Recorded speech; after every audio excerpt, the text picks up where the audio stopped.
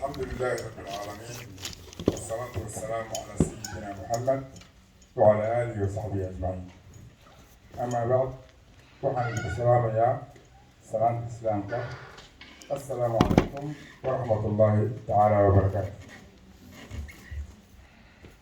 طبعا هذا الله رسول فضل وحا نوشيغي مع عمر سببها aan u joogno halkaan maanta, taasoo ah marka ugu horeyso inaan ku faraxno xidhitaankii dugsiga oo naga xidhnaa halka bilood ee fasaxa aan ku jirnay ee semesterka ahaa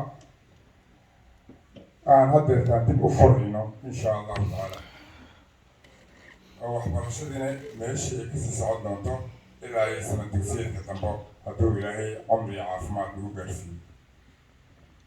tan labaad oo ah dabcan meeshu waxaan ugu talagalnay xaflad aan iyaguna loo dhigayo ardayda dhammaysay hingaada markaan dhahayno waxay dhameeyeen in ay tababar ku qaataan alifka iyo dhammaanteed inay meel soo saaraan ay hadda awoodaan hadduu alla idmo in ay akrin karaan kitaabkooda qur-aanka kariimka sidaan jecelnahay hadduu ilaahay. hadafka saddexaad oo ah in abaalmarin la siiyo arday wanaagsan ee ku dadaashay in ay bartaan tarbiyada islaamka ee sanad dugsiyeedka hore aan kusoo kordhinay waxbarashadeena.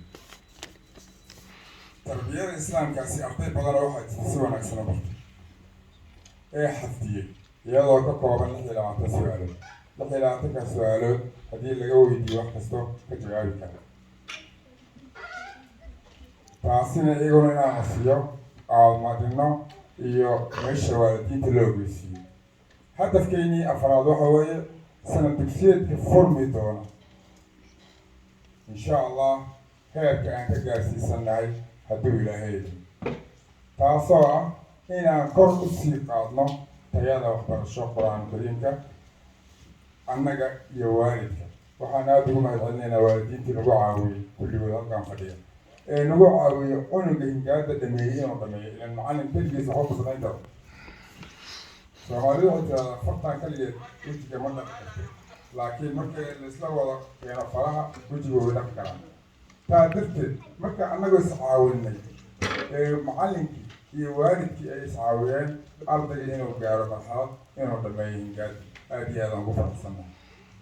waxaana leenahay insha allahu tacaala heerka kale aan ka rajaynayno inay qur-aanka dhameeyaan hadduu ilaahay idmo inay gaari doonaan haddaan sidii aan isla wadno.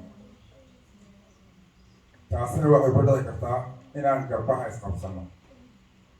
markaan garbaha isqabsanno wax kasta waan samayn karnaa, marxalad kasta waan gudbi karnaa insha allah. sidii hadda sanadka hore aan ku soconnay si kasii wanaagsan inaan kusii soconno aan iskaashanno hadduu ilaahay idmo.